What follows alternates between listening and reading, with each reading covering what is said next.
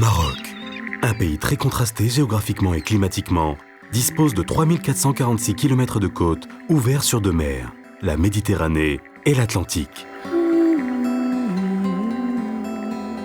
Les reliefs occupent 15% du territoire national, avec notamment le Rif et les trois Atlas, tandis que le désert représente 65% de la superficie du royaume, avec 44 000 hectares d'oasis. Enfin, les forêts couvrent 12% du Maroc. Tous ces espaces abritent une faune et une flore parmi les plus riches et les plus diversifiés du bassin méditerranéen. Une diversité biologique des plus riches en Méditerranée. Sur le plan humain, le littoral accueille 62% de la population urbaine et 80% de l'activité industrielle, tandis que 53% de la capacité touristique s'y concentre. Le domaine montagneux abrite quant à lui 35% de la population rurale. Le royaume dispose de 9 millions d'hectares de terres de culture, dont 16% irriguées, et près de 21 millions d'hectares de terres de parcours.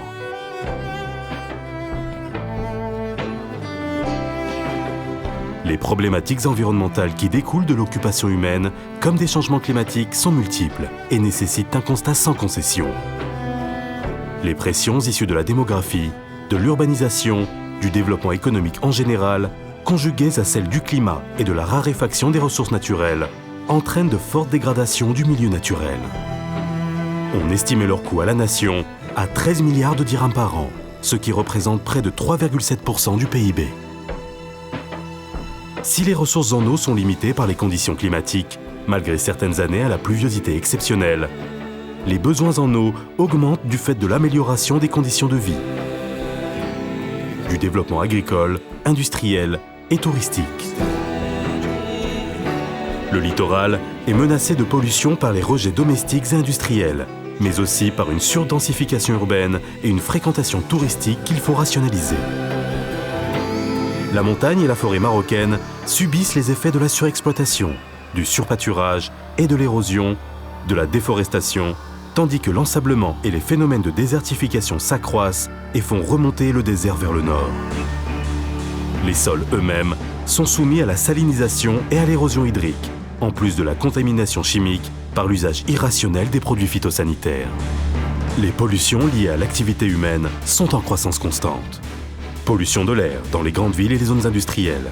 Pollution de l'eau par les rejets sans traitement des eaux usées domestiques ou industrielles dans les oueds ou sur le littoral, ou encore par infiltration dans les sols. Pollution par les déchets solides, principalement d'origine ménagère. Ils représentent près de 18 000 tonnes par jour et moins de 10% sont recyclés et 25% mis en décharge contrôlée. Les déchets médicaux et industriels présentent également des risques sanitaires non négligeables.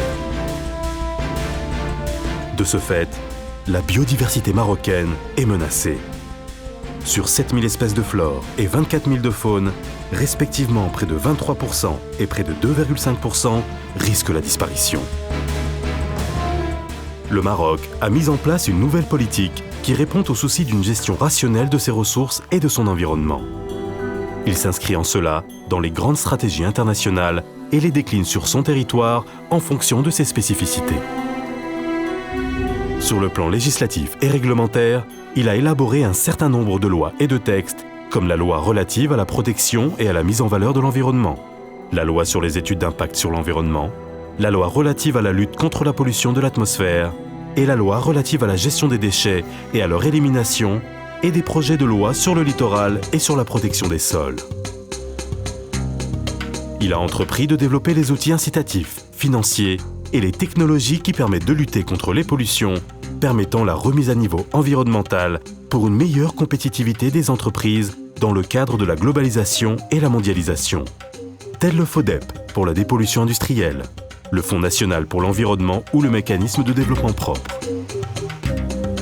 Il a aussi créé un observatoire national de l'environnement et des observatoires régionaux de l'environnement. Il a mis en place des programmes de l'environnement de proximité et d'amélioration du cadre de vie des citoyens, tel le Programme national d'assainissement liquide, qui vise la généralisation des stations de traitement et la réutilisation des eaux usées collectées.